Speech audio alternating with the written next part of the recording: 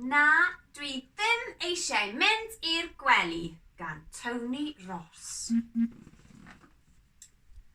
Pam fod rhaid i mi mynd i'r gwely, a finna ddim wedi blino, ac wedyn gorfod codi pan dwi eisiau cysgu, cwynodd y dywysoges fach.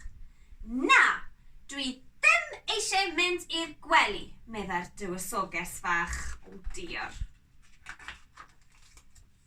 Mae'r gwely yn lle da i ti, esbyniodd Doctor Cwla a'i chario i fyny'r grisiau, ac mae cwsg felys yn gwneud byd o les.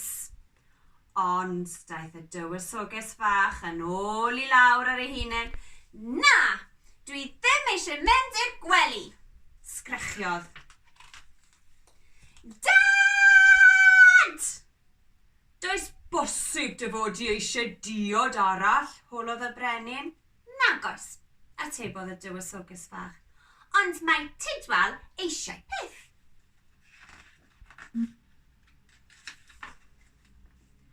Cwsg yn dawel, sybrydodd y brenin, cwsg yn ber, Tidwal. Paid â mynd, crefodd y dywysoges fach. Mae yna anghenfil yn y wardrob. Does na ddim ffasiwn beth ag anghenfil, siŵr, a beth bynnag. Nid mewn wardrob, maen nhw'n byw, meddai'r brenin i'w chysuro wrth gair drws y llofft. Dad! Llefodd y dywysoges fach. Beth ar y ddeiar sy'n bod? Wyt ti ddim yn dal i ofni'r anghenfil?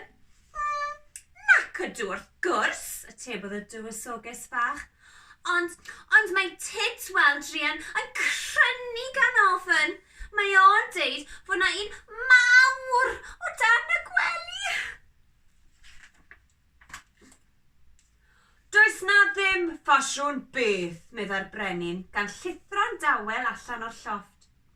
Stopiwch chi, gwaeddodd y frenhines, mae hi'n dianc! Dwi ddim eisiau mynd i'r gwely, meddai'r dywysoges. Pam ddim?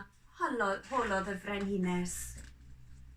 Mae yna bri copyn uwch ben fy ngwely, ac mae ganddo goesau blewog. Mae gan dy dad goesau blewog, ac mae o'n ddyn bach neis iawn, meddai'r frenhines. O'r diwedd, aeth y dywysoges fach i'r gwely. Toc pan aeth y brenin yno i roi sws nos da iddi, roedd y gwely yn wag. Bu pawb yn chwilio amdani o frigiau'r coed i waelod y seleri, ac yna... Dyma hi, meddai Ferona'r forwyn. Mae hi'n cadw Tidwal a'r gath yn ddiogel rhag pryfaid cop ac anghenfilod.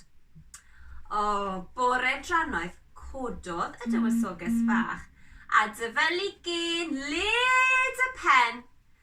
Dwi wedi blino, meddai hi.